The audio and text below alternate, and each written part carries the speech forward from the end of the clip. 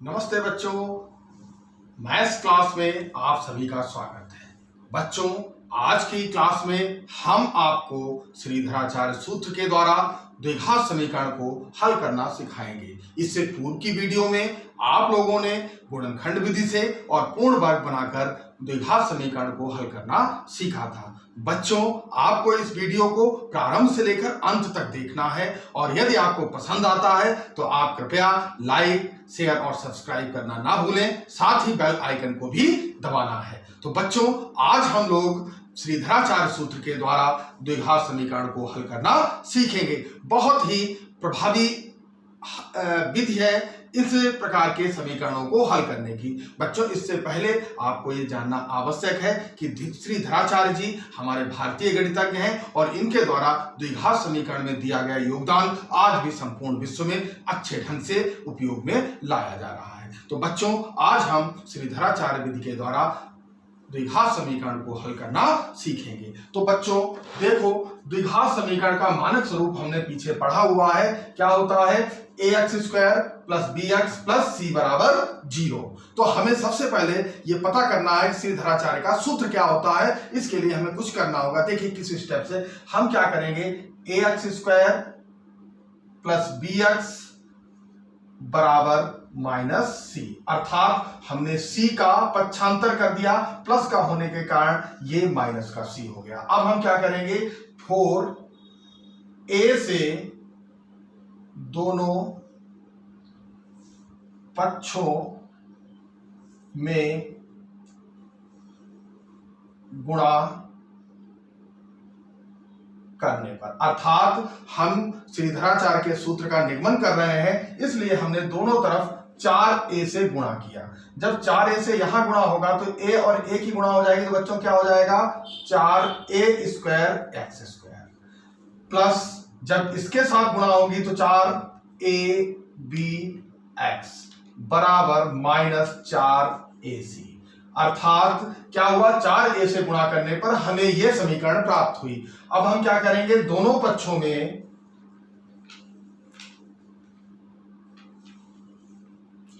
b square जोड़ देंगे।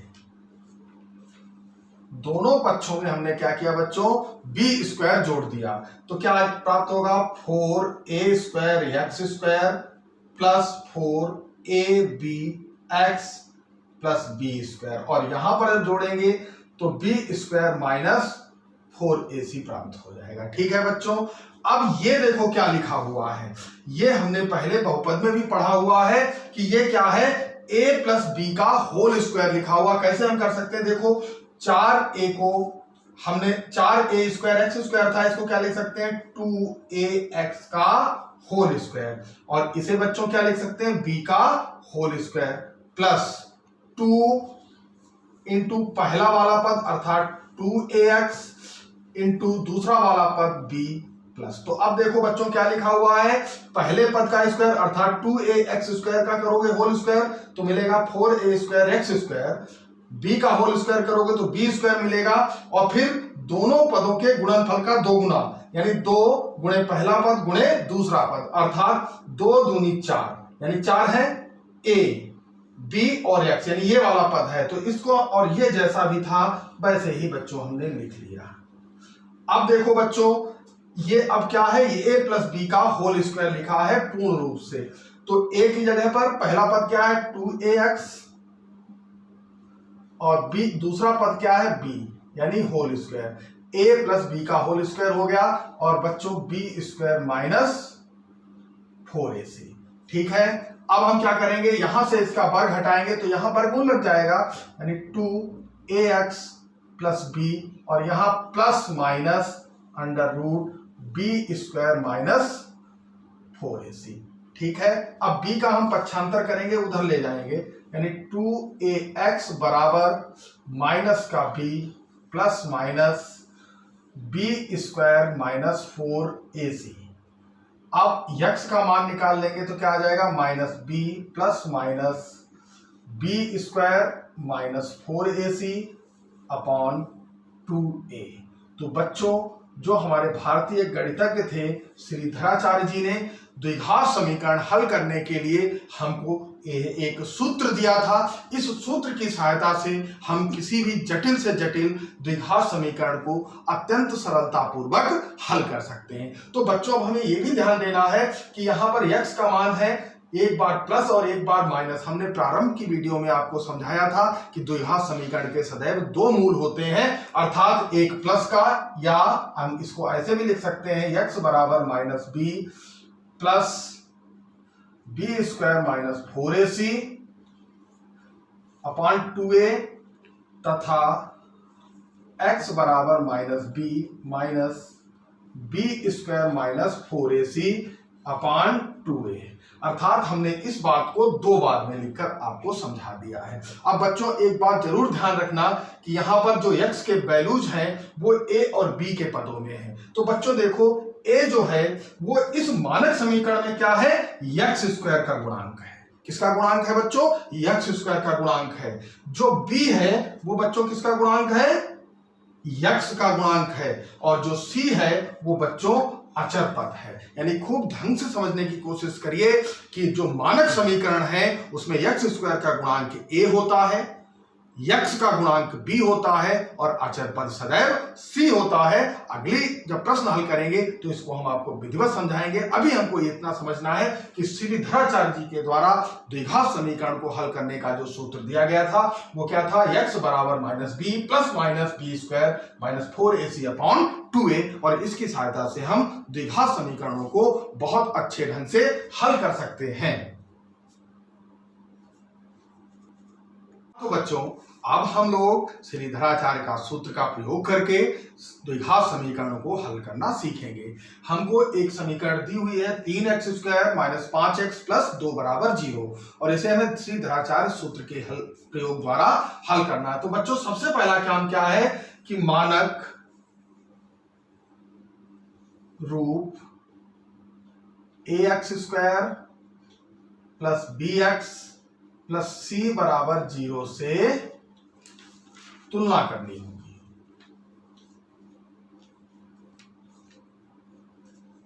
तो तुलना करने पर बच्चों क्या होगा, यहां पर क्या है ax स्क्वायर लिखा है, अर्थात x स्क्वायर का गुणांक यहां क्या है a, और यहां क्या लिखा है 3x स्क्वायर, अर्थात यहां पर x स्क्वायर का गुणांक कितना है 3। तो हम कह सकते हैं कि a बराबर 3 होगा। यानी ये समझना बहुत आवश्यक है, यहां x स्क्वायर का गुणांक a है और यहां x स्क्वायर का गुणांक 3 है, तो हम स्पष्ट रूप से कह सकते हैं कि a का मान 3 होगा। इसी प्रकार से x का गुणांक b है और यहां x का गुणांक माइनस का 5 है, तो हम क्या कह सकते हैं बच्चों कि b का मान माइनस का 5 होगा। चिन्ह पर बहुत ध्यान देना है हमको। और c यहां अचर पद है, यहां 2 अचर पद है, तो c का मान कितना हो जाएगा हमारा 2 हो जाएगा। अब हम क्या करेंगे बच्चों, धराचार्य का सूत्र लगाएंगे। श्री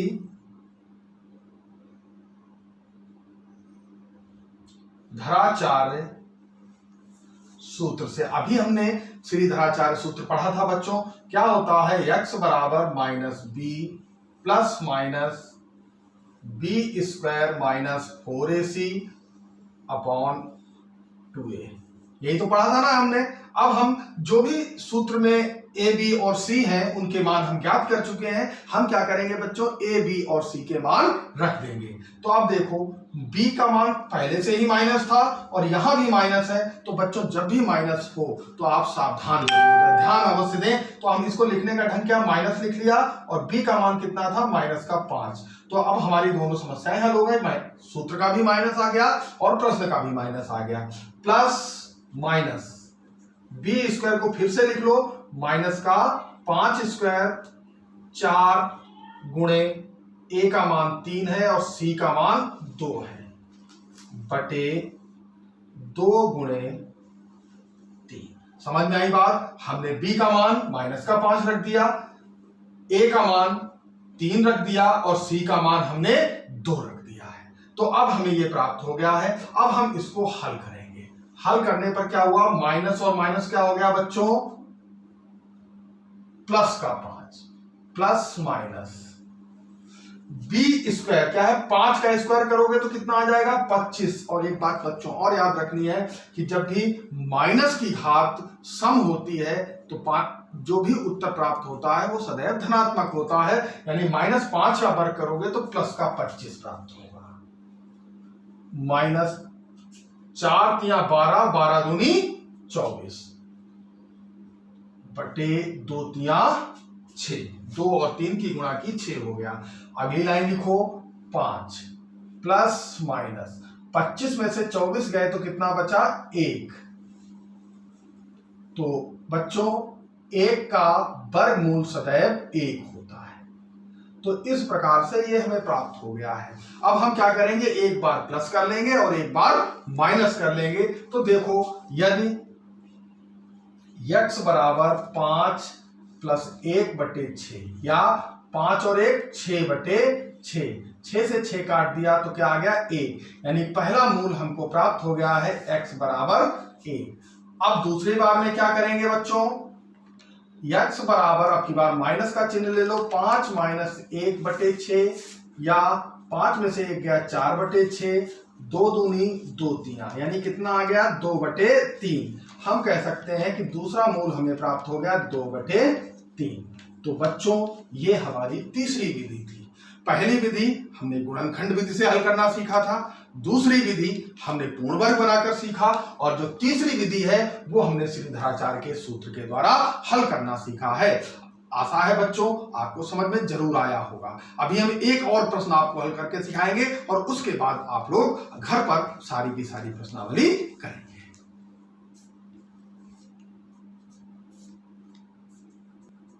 बच्चों एक और प्रश्न आपको हल करके सिखा रहा हूं और इसके बाद आपको घर पर पूरी की पूरी प्रश्नावली जो भी पुस्तक आपके पास है उसकी सहायता से हल करना सीखना है। अगला प्रश्न क्या है, 4x² - 2x + 1/4 बराबर 0 को द्विघात समीकरण को श्रीधराचार्य विधि से हल करना। पहला काम हमने क्या बताया था, मानक